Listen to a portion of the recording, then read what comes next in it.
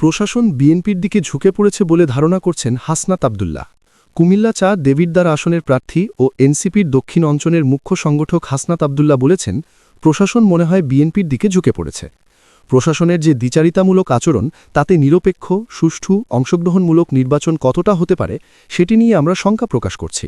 শুক্রবার কুমিল্লা জেলা প্রশাসক ও রিটার্নিং কর্মকর্তার কার্যালয় নির্বাচন কমিশনের মনোনয়নপত্র যাচাই বাছাই শেষে সাংবাদিকদের তিনি এমন মন্তব্য করেন।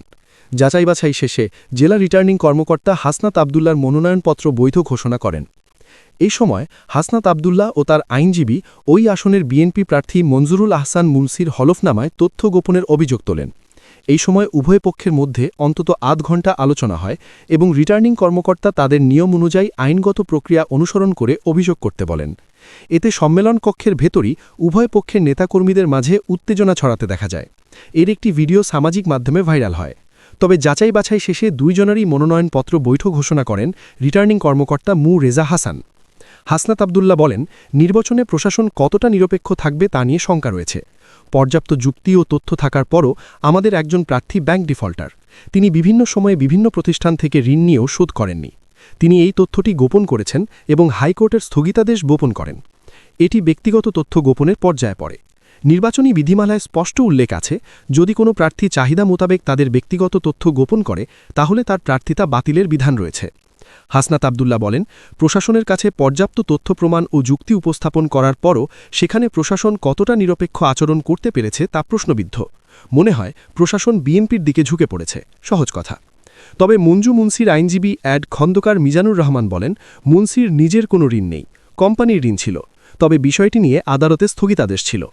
মামলা চলমান থাকা বিষয়ে হাসনাতের কাছে যথেষ্ট তথ্য ছিল না, তাই বিএনপি প্রার্থীর মনোনয়ন বাতিলের কোনো কারণ ছিল না। 10 ভোট পেলেও চাঁদাবাজদের কাছে মাথা নত করব না বলেছেন হাসনাত আব্দুল্লাহ। জাতীয় নাগরিক পার্টির দক্ষিণ অঞ্চলের মুখ্য সংগঠক হাসনাত আব্দুল্লাহ বলেছেন, নেতার জন্য বিশেষ ব্যবস্থা, বিশেষ চেয়ার, বিশেষ প্রোটোকল, এই বিশেষ মানুষকে আর আমরা সাধারণ মানুষের নেতা হিসাবে মানব না। আমরা প্রয়োজন হলে 10টা ভোট পাব, কিন্তু চাঁদাবাজদের বিরুদ্ধে আমাদের লড়াই চলতেই থাকবে। চাঁদাবাজদের কাছে কখনো মাথা নত করব না। দেবিদ্বার থেকে চাঁদাবাজদের নির্মূল না করা পর্যন্ত এই লড়াই চলবে। আজ সোমবার রাতে কুমিল্লার দেবিদ্বার উপজেলার গুনাইঘর দক্ষিণ ইউনিয়নের পদ্মকুট বাজারে উঠানে রাজনীতি শীর্ষক এক উঠান বৈঠকে তিনি এসব কথা বলেন। হাসনাত আব্দুল্লাহ বলেন, আমার মায়েরা বোনেরা রোজা রেখে আমাকে ভোট দিতে আসবেন।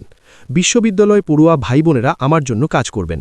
প্রবাসে থাকা ভাইরা ফোনে ভোট দেওয়ার জন্য পরিবারকে বলে দিয়েছেন।